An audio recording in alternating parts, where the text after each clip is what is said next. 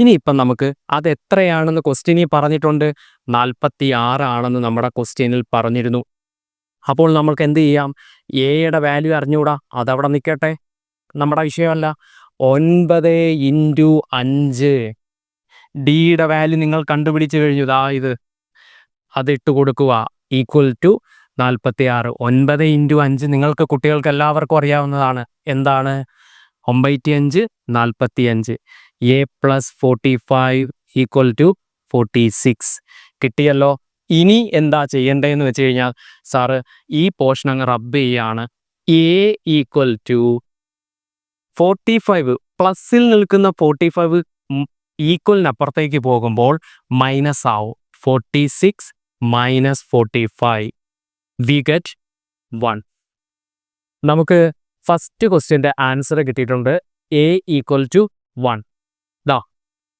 ഞാൻ ആദ്യത്തെ പോർഷൻസ് എല്ലാം റബ്ബ് ചെയ്തിട്ടുണ്ട്. അതെല്ലാ കുട്ടികളും ഒന്ന് ബാക്കിലോട്ട് പോയെന്ന് ചെക്ക് ചെയ്ത് കഴിഞ്ഞാൽ നിങ്ങൾക്ക് കൃത്യമായിട്ട് കിട്ടും. രണ്ടാമത്തേതെന്ന് പറഞ്ഞു കഴിഞ്ഞാൽ സെക്കൻഡ് ക്വസ്റ്റ്യൻ്റെ ആൻസർ നമ്മൾ എഴുതാൻ പോവാം. Write the first 5 terms of the sequence.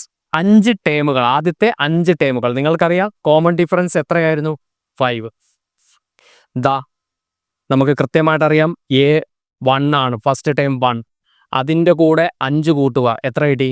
6. 6ൻ്റെ കൂടെ വീണ്ടും 5 കൂട്ടുക, എന്ത് കിട്ടും? 6ഉം 5ഉം കൂടെ കൂട്ടിയ എത്ര? 11.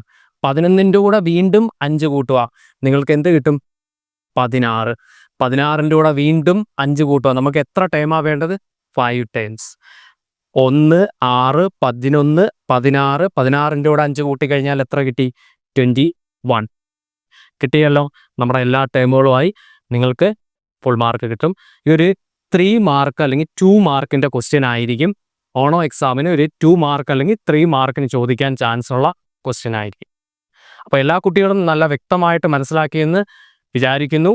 സാർ ആദ്യം പറഞ്ഞതുപോലെ A കണ്ടുപിടിച്ച് കഴിഞ്ഞാൽ D വെച്ച് A കൂട്ടിക്കൂട്ടി പോയി കഴിഞ്ഞാൽ നിങ്ങൾക്ക് എന്ത് കിട്ടും?